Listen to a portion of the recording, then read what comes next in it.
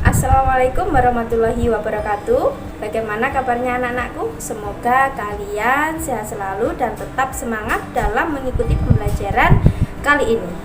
Anak-anakku, kemarin kita sudah mempelajari bab puisi. Namun kali ini tetap sama, kita masih di bab puisi. Namun yang kita akan pelajari yaitu tentang apa? Tentang menulis langkah-langkah membuat puisi. Kalau kemarin kita sudah mempelajari tentang pengertian, kemudian ciri, kemudian jenis, kali ini kita akan mempelajari tentang langkah-langkah membuat puisi dengan sederhana. Kompetensi dasar yang akan kita pelajari kali ini mencakup 2 KD. Yang pertama 3.8 menelaah unsur-unsur pembangun teks puisi, perjuangan, lingkungan hidup, kondisi sosial, dan lain-lain yang diperdengarkan atau dibaca. Kemudian yang kedua 4.8 menyajikan gagasan, perasaan, pendapat dalam bentuk teks puisi secara tertulis atau lisan dengan memperhatikan unsur-unsur pembangun puisi. Jadi kali ini kita akan mempelajari dan membahas 2 KD yang kita jabarkan tadi. Tujuan pembelajaran kali ini melalui kegiatan menyimak dan melihat tayangan video yang kalian tonton nanti, kalian diharapkan 1. Memahami cara menulis puisi yang baik dan benar. Kemudian yang kedua, mampu menulis puisi yang baik dan benar. Ini adalah tujuan pembelajaran yang akan kalian pelajari dan akan kalian capai di subbab selanjutnya. Kemarin kita sudah membahas tentang simpulan unsur pembangun dan makna puisi. Jadi ini ada hubungannya dengan subbab selanjutnya, yaitu membuat puisi dengan baik dan benar. Jadi mengingatkan ulang kembali bahwasanya unsur pembangun puisi yang terdiri atas 2 struktur, yaitu batin dan fisik atau lahir, tidak dapat dipisahkan satu sama lain. Hal ini disebabkan kedua struktur tersebut saling mendukung dan melengkapi. Sebagai suatu kesatuan, unsur pembangun puisi membantu pembaca untuk memahami puisi secara keseluruhan. Dengan demikian, pembaca perlu mengidentifikasi setiap bagian struktur puisi dan saling menghubungannya. Misal, struktur batin berupa tema dapat disimpulkan berdasarkan hubungannya dengan pemilihan kata dan citraan yang disampaikan oleh penyair.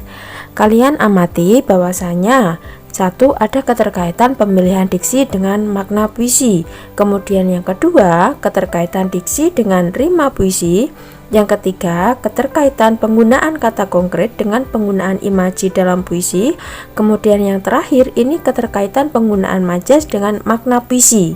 Jadi nanti ketika kalian disuruh untuk membuat puisi, kalian harus memperhatikan beberapa yang dijabarkan ini tadi. Selanjutnya yang akan kita pelajari yaitu tentang telaah unsur pembangun puisi, yakni dibagi menjadi 2 secara umumnya, yaitu keterkaitan tema dengan suasana puisi, yang kedua keterkaitan amanah dengan makna puisi.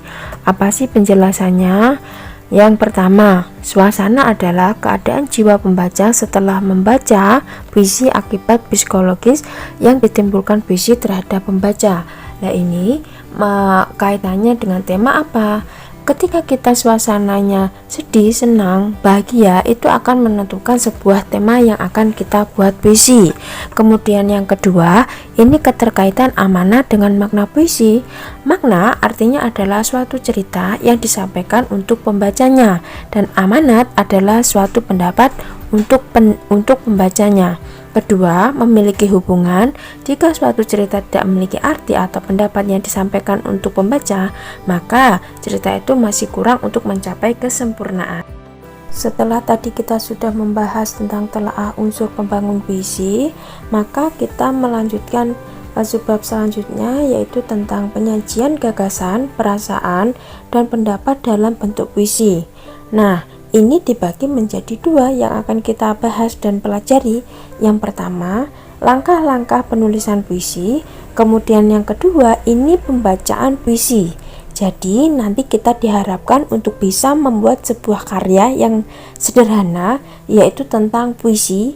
Setelah kita membuat puisi, kemudian kita bisa membacakannya.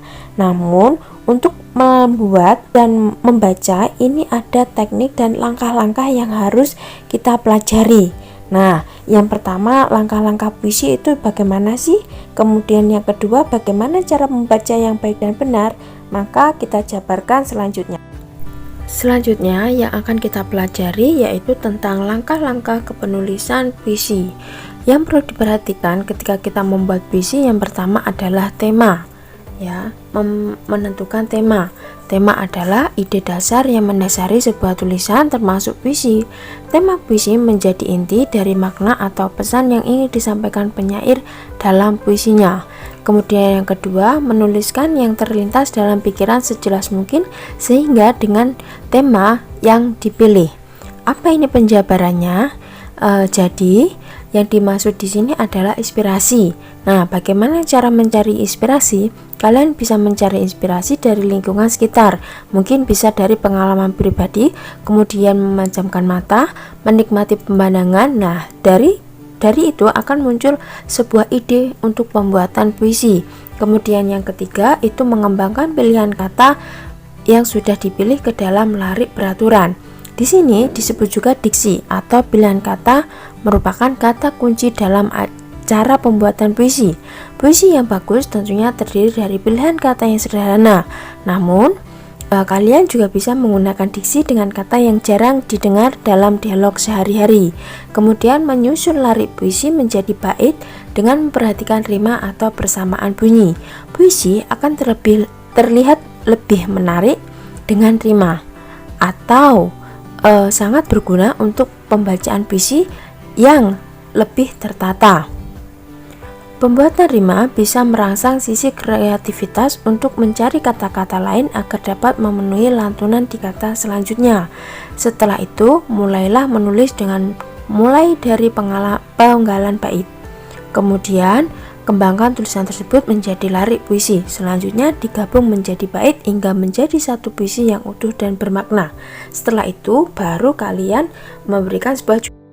Setelah tadi kita sudah mempelajari tentang langkah-langkah pembuatan puisi, kemudian yang selanjutnya yaitu tentang aspek yang diperhatikan dalam pembacaan puisi.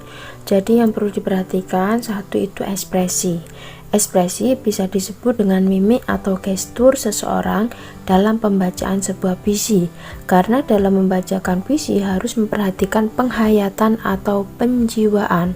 Kemudian yang kedua ada lafal. Lafal adalah cara pengucapan bunyi bahasa. Kemudian yang ketiga ini adalah tekanan. Tekanan ini merupakan tinggi rendahnya pengucapan suatu kata. Kemudian yang terakhir ini adalah intonasi. Intonasi ini adalah suatu cara untuk mengatur tinggi atau rendahnya suatu suara serta memberikan tekanan pada kata yang dianggap cocok. Ini merupakan aspek yang diperhatikan ketika membacakan sebuah puisi. Jadi nanti diharapkan kalian itu bisa satu, setelah membuat puisi dengan langkah-langkah yang sudah dijabarkan tadi, kemudian kalian bisa membacakannya atau mempersembahkan pembacaan puisi dengan langkah-langkah mulai dari ekspresi sampai dengan intonasi. Demikian pembelajaran kali ini, semoga bermanfaat untuk kalian. Jangan lupa kalian cari referensi sebanyak-banyaknya tentang bab puisi. Untuk tugas di rumah, kalian kerjakan LK yang sudah Ustazah berikan di Google Classroom. Apa itu tugasnya? Tugasnya adalah kalian disuruh untuk membuat puisi sederhana. Lebih lengkapnya kalian bisa lihat langsung di Google Classroom. Demikian pembelajaran kali ini. Ustazah akhiri. Wassalamualaikum warahmatullahi wabarakatuh. Tetap semangat dan salam literasi.